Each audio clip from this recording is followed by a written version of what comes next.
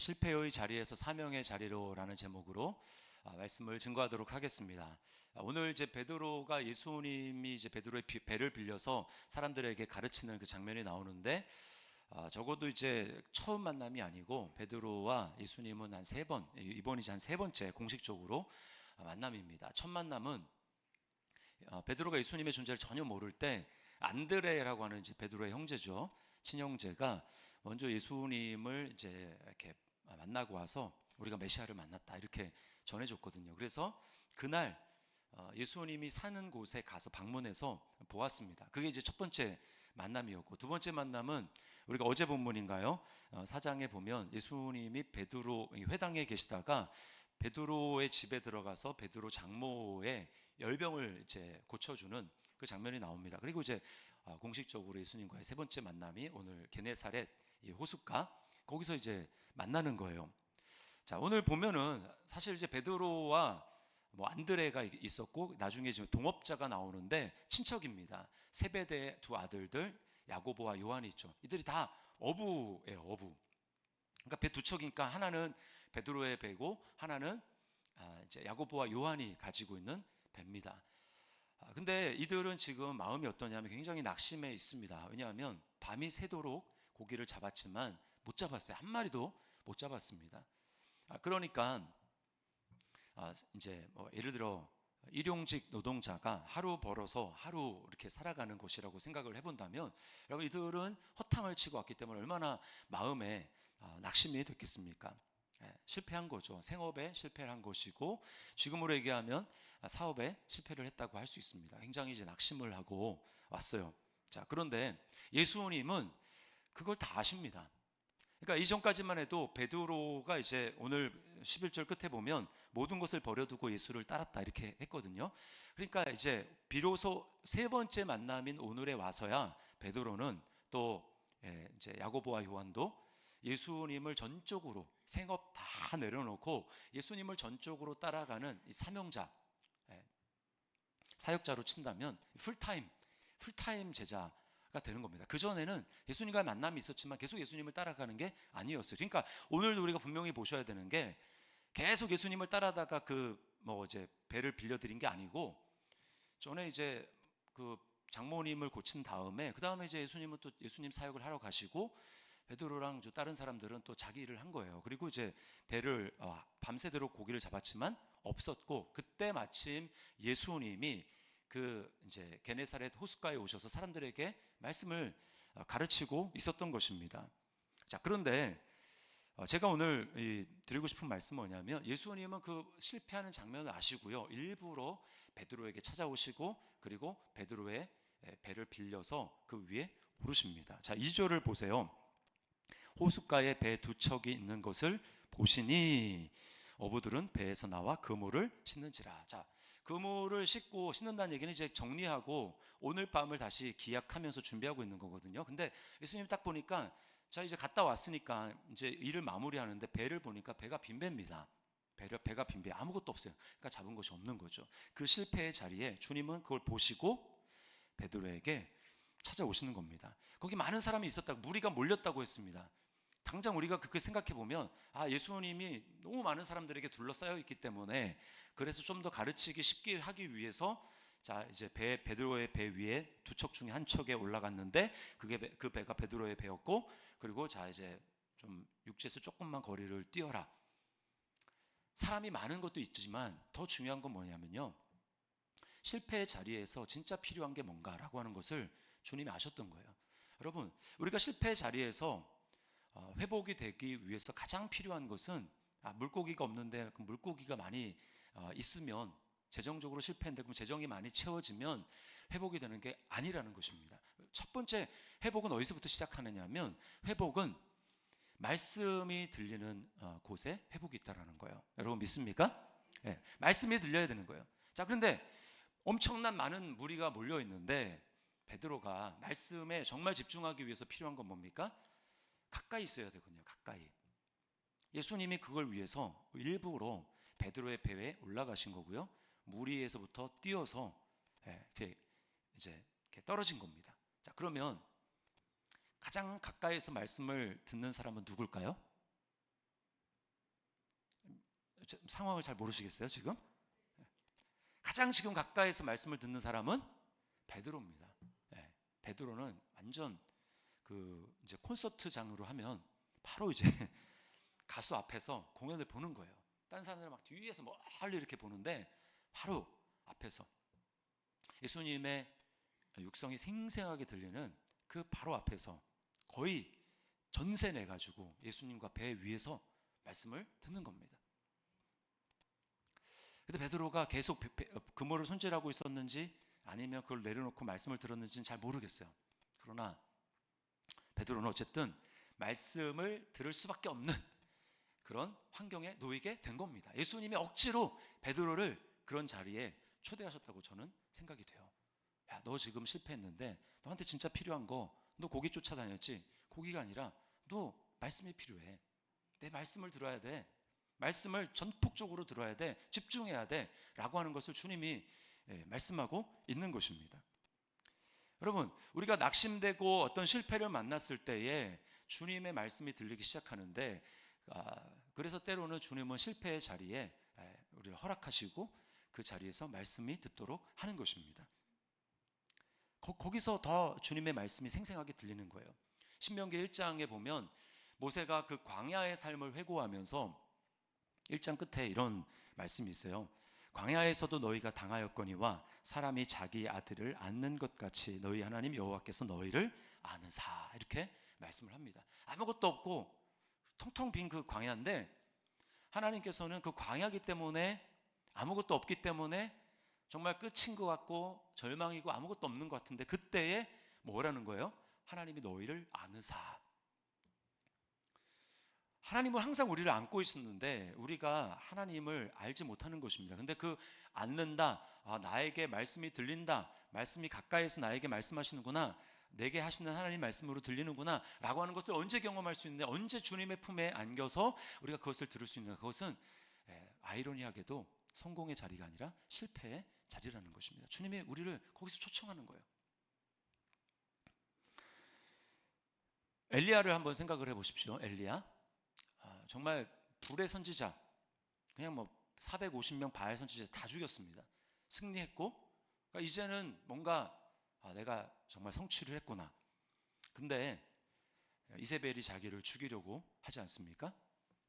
예상치 못한 상황이었어요. 상황이 끝났고 이제는 뭔가 된다고 생각을 했는데 되기는커녕 오히려 더 기세등등하게 나오는 이세벨을 보게 됩니다. 거기서 이제 낙심이 된 거예요. 도대체 싸움은 언제 끝나는 것인가? 그래서 너무 무서워가지고 엄청나게 도망합니다.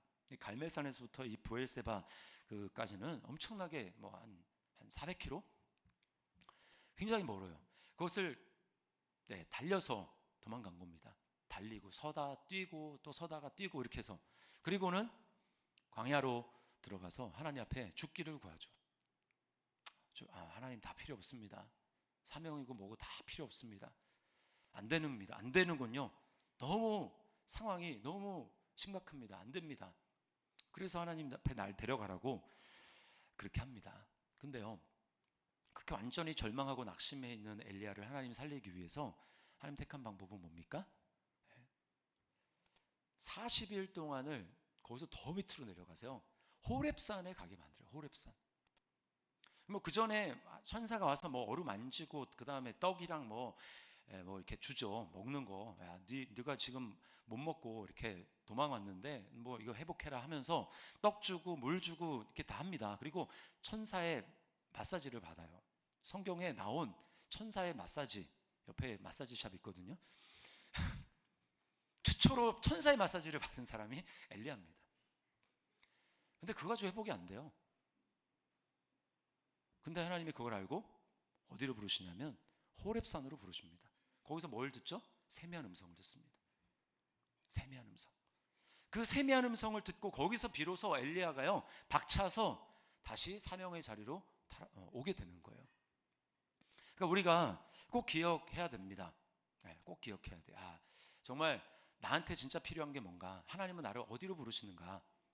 그것은 바로 우리를 말씀이 정말 생생하게 들리는 현장으로 우리를 부르시고 그곳에서야말로 비로소 진짜 회복이 시작되는 자리라는 것을 여러분 믿으시기를 바랍니다. 그러므로 여러분 딴 데로 회피하면 안 되고요. 오히려 그럴수록 말씀이 들리는 자리에 가야 돼. 더 앞으로 가야 돼요. 뭐 우리는 뭐 예배당이 짧아서 앞이나 뒤나 큰 차이가 없지만 그래도 앞자리에 와서 들으려고 애써야 돼요. 그게 내 마음의 자세를 보여주는 겁니다. 오늘 주님께서는 베드로를 그렇게 초청하고 있는 거예요. 여러분 내 상황 가운데 오시는 주님을 주목하시고 그리고 주님이 나에게 말씀하시도록 하는 기회를 주님 앞에 드릴 수 있기를 주님의 이름으로 축원합니다. 그럴 때 비로소 회복이 일어나는 거예요. 제가 그래서 감사하며 생각을 해봤습니다. 주님이 도대체 무슨 말씀을 하셨을까? 거기서 의도를 가지고 배를 떼어서 이렇게 말씀하셨잖아요. 무슨 말씀을 하셨을까? 여러분이라면 고기 한 마리도 못 잡고 낙심해 있을 때 주님이 무슨 말씀을 여러분이 해주시면 위로가 되겠다고 생각합니까? 오늘은 네가 대박이 나리라 이런 말씀이면 위로가 되겠습니까? 제가 곰곰이 생각을 해봤는데 저는 주님이 그런 말씀을 하셨을 거라고 생각을 해요. 예컨대 예를 들면 마태복음 6장에 있는 그런 말씀이에요. 공중의 새를 봐라. 공중의 새를 봐라. 또 들에 있는 백합화를 봐라. 심지도 않고 거두지도 않고 창고에 모아 들이지도 않고 수고도 않고 길쌈도 않지만 하늘에 계신 너희 아버지께서 그들을 먹이시고 입히시나니 너희는 이것들보다 귀하지 아니하냐. 염려하지 말아라. 염려하지 말아라 라고 하는 말씀을 주님이 하셨을 거라고 생각해요. 여러분 그 베드로의 상황에 맞는 말씀 아닙니까? 그 말씀을 베드로가 듣는 거예요. 이게 지금 나한테 하시는 말씀인지 아니면 전 우리에게 하시는 말씀인지. 그러나 그 현장에서 베드로는 말씀이 귀에 들리기 시작하는 겁니다. 자, 그런데요 여러분 우리가 들을 때 말씀을 들을 때는 은혜를 받고 그래 내가 하나님이 나한테 이렇게 말씀하시는구나 그렇게 하는데 정말 중요한 건 뭐냐면 그냥 은혜 받는 것으로 끝나는 게 아니고 주님은요 우리에게 도전하신다는 거예요. 개인적으로 도전하십니다. 자, 말씀을 다 들었어요. 베드로에게 시선은 베드로를 안 봤을지도 모르고 무리를 향해서 주님 봤을지 모르겠지만 주님은 베드로를 염두에 두고 실패의 자리 가운데 있는 베드로에게 지금 말씀하고 있는 것입니다. 그리고 말씀이 끝났어요. 그러자 우리 유명한 말씀 있죠? 자, 4절 다시 한번 그 4절을 읽어보겠습니다. 시작. 말씀을 마치시고 시몬에게 이르시되 깊은 데로 가서 그물을 내려 고기를 잡으라. 시몬에게 이르시되. 여러분 여기에서 제가 설교를 하고 있지만 여러분 많은 분들이 계시지만 하나님은 나 개인에게 하시는 말씀으로 하나님은 우리 그 말씀을 받기를 바라세요. 많은 성도들이 왜 하나님 말씀에 감동을 안 하냐면 하나님은 모두에게 말씀하시고 하나님은 그냥 모든 사람을 사랑하시고 나는 그 중에 그냥 하나일 뿐이라고 생각하니까 그 말씀이 나에게 확 와닿는 게 아니라 그냥 모든 사람 중에 한 사람 나에게 말씀하는 거로 생각합니다. 여러분 그렇지 않습니다. 그럴지라도 하나님은 나를 주목하시며 나에게 이름을 콕 찍어서 여기 베드로에게 시몬에게 이르시되 라고 말씀하시잖아요. 우리에게 말씀하시는 거예요. 주님은 적어도 딴 사람 아니라 이 시간 나온 나에게 개인적인 관심이 있는 것을 여러분 믿으시기를 바랍니다. 주님은 1대1이에요. 1대1 항상. 그래서 주님은 다른 사람들 상관없습니다. 야, 사람들이 나에게 뭐라고 그러디? 나를 누구라고 하디? 이렇습니다. 누구라고 합니다. 그리고 주님은 도전합니다. 그러면 너는 나를 누구라고 하느냐? 공중의 새를 먹이시고 들의 백합화를 입히시는 그 하나님 다 알죠. 그런데 너는 그 말씀에 어떻게 반응하겠느냐? 너는 정말 그 말씀을 믿느냐? 주님은 도전하시는 거예요. 너는 어떻게 할 건가? 자, 그 말씀은 지금 그물을 내려 고기를 잡으라라고 하는 정말 말도 안 되는 말씀입니다. 이게 왜 말이 안 되냐면 여러분 이제 요즘에는 그물이 이제 나일론 이렇게 만들어서 햇빛에 반사되면 이게 착시효과 때문에 이제 그물이 안 보입니다. 물속에 들어가면 그물이 안 보여요. 그러니까 고기를 낮에도 이제 잡을 수가 있는 거예요. 근데 이 당시에 그물, 그 나일론이라고 하는 재질로 만들어진 그물이 뭐 발견된 거는 제가 정확하게 데이터는 정확하게 기억나지 않지만 뭐 한 18세기, 19세기 이때입니다. 근데 이때는 지금 2000년 전 아니에요. 2000년 전. 없어요. 그냥 천으로 만드는 겁니다. 그래서 밤에 고기를 잡는 거예요. 낮에 가면 그냥 햇빛에 비치면 그냥 너풀 그물이 다 보인다니까요. 그러니까 고기가 다 도망갑니다. 근데 주님은 지금 다 해가 떠가지고 있는데 그 그물을 들고 나가려는 거예요. 또 어려운 건 뭐냐? 왜 말이 안 되느냐? 피곤하잖아요. 밤을 샜잖아요. 가서 쉬어야 오늘 밤을 또 도모할 수 있는 것 아니겠습니까? 근데 지금 깊은 데로 가서 그물을 내리라는 것은 그물 다 씻고 손질했는데 또 해야 되는 거고요. 이거는 오늘 밤을 자칫하면 오늘 밤까지도 연타로 날릴 수 있는, 만약에 고기 못 잡으면 그냥 하루가 아니라 이틀 날아가는 겁니다. 근데 주님은 도전하시는 거예요. 그런데 너 순종할 거냐? 말 거냐? 고기 안 잡힐 거 뻔한데, 이건 상식에 의해서 안 잡히는데, 그리고 안 잡힐 거 뻔하고 오늘 밤도 날아갈 수도 있는데, 그래도 너는 너 생각 아니면 내가 말하는 말씀, 명령에 어떤 것을 택할 것인가를 주님께서는 지금 도전하고 계시는 거예요. 여러분, 순종이라고 하는 거는요, 항상 위험부담이 있습니다. 그냥 아무런 어떤 그 손해 없이 순종이 될 수가 없어요. 반드시 걸어야 됩니다.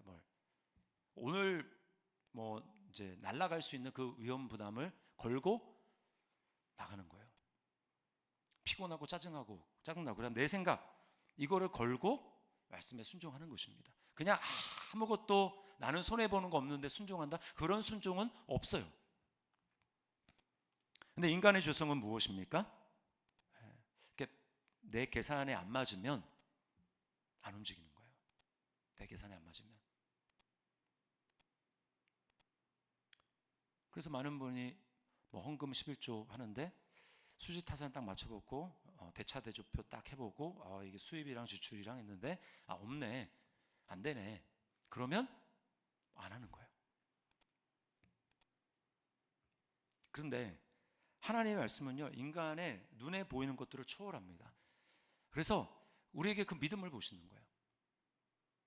너는 말씀이 더 진짜냐, 아니면 눈에 보이는 현실이 더 진짜냐, 어떤 게 너에게는 진짜 더 리얼하고 더 진리고 너는 뭐에 의해서 움직이는 사람이냐라는 것을 주님이 물어보시는 거죠. 우리의 죄성이 바로 그겁니다.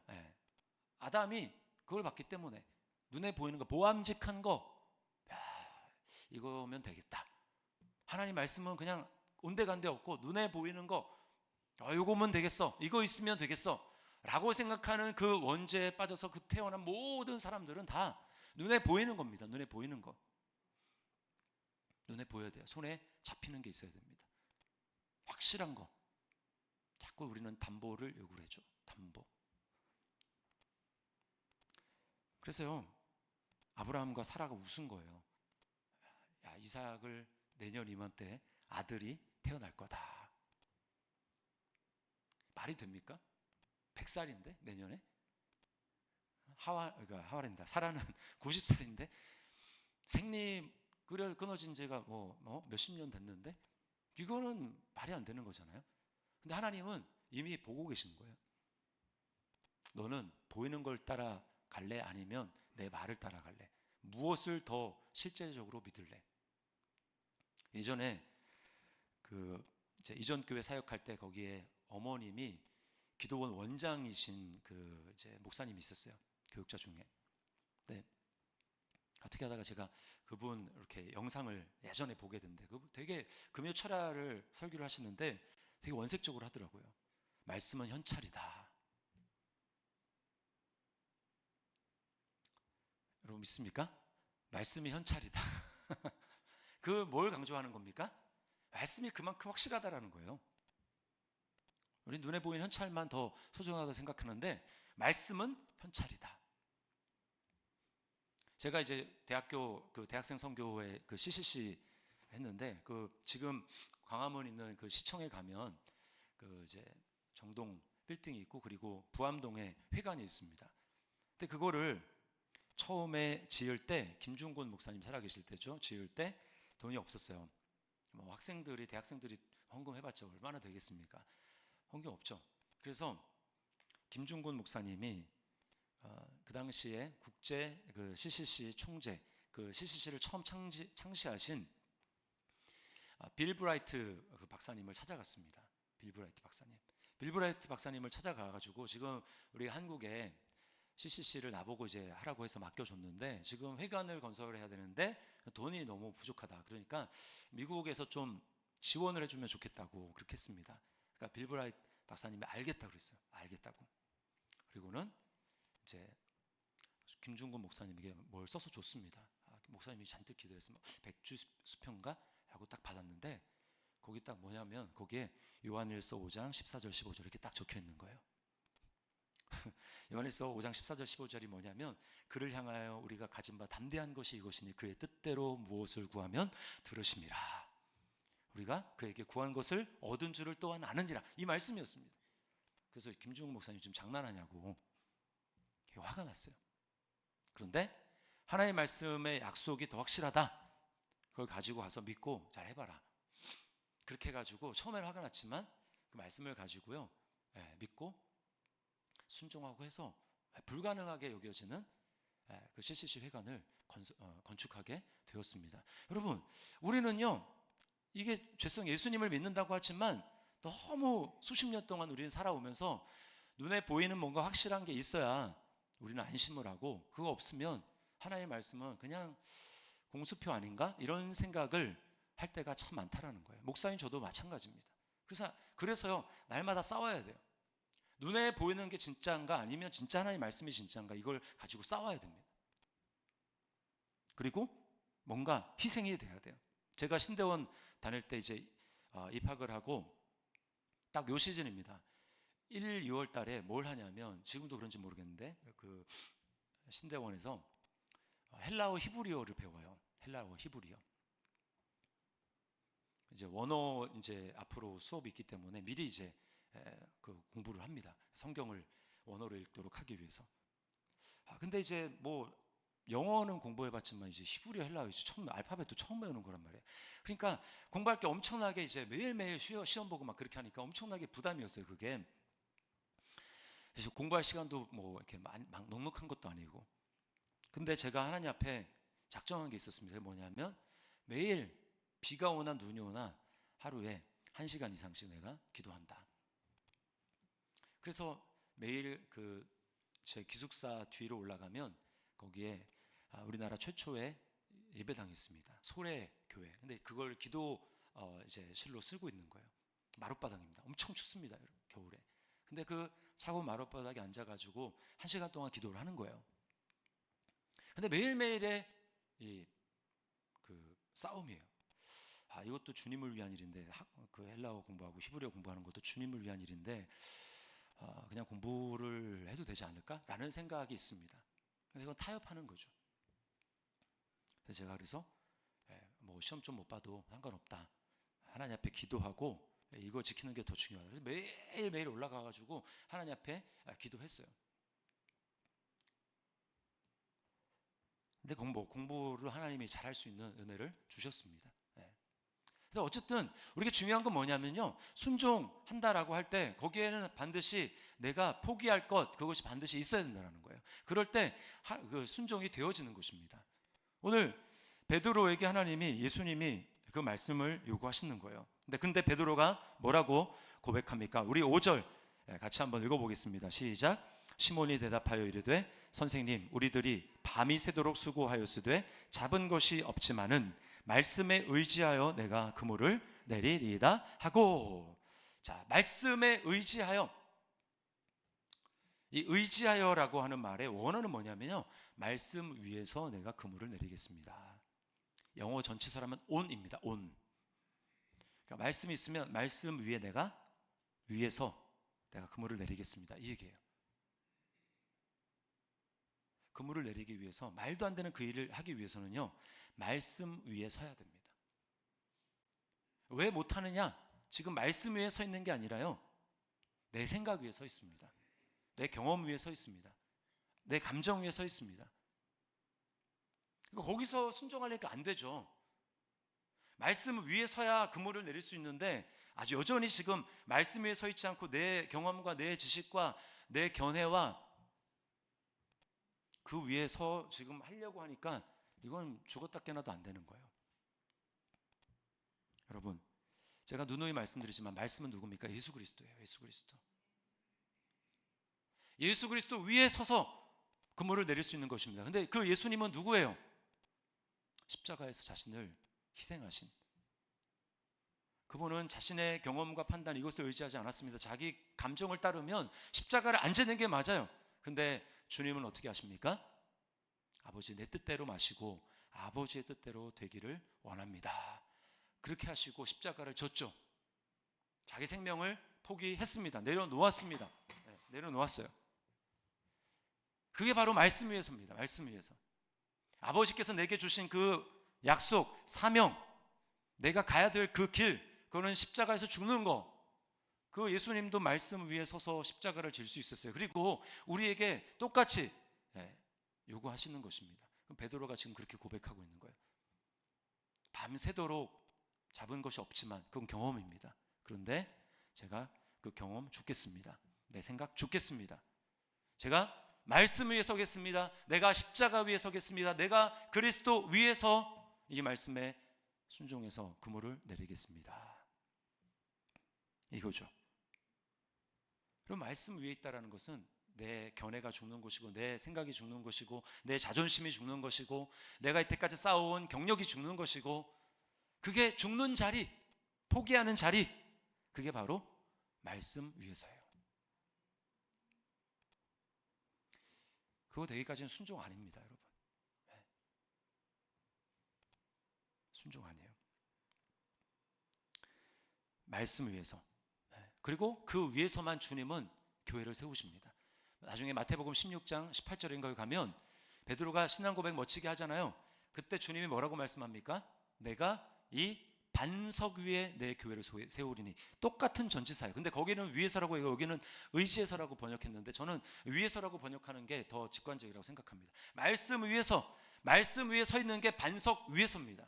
반석은 예수 그리스도잖아요. 그 위에 서 있는, 거기서만 주님께서는 교회를 세우시고 그 위에서만 주님은 자기의 집을 건축하십니다. 그러므로 내 삶이 지혜로운 건축자가 되어서 하나님의 뜻에 맞는 거룩한 성전을, 내 인생을 건축하기를 원한다면 그럼 우리는 어디 위에 서야 됩니까?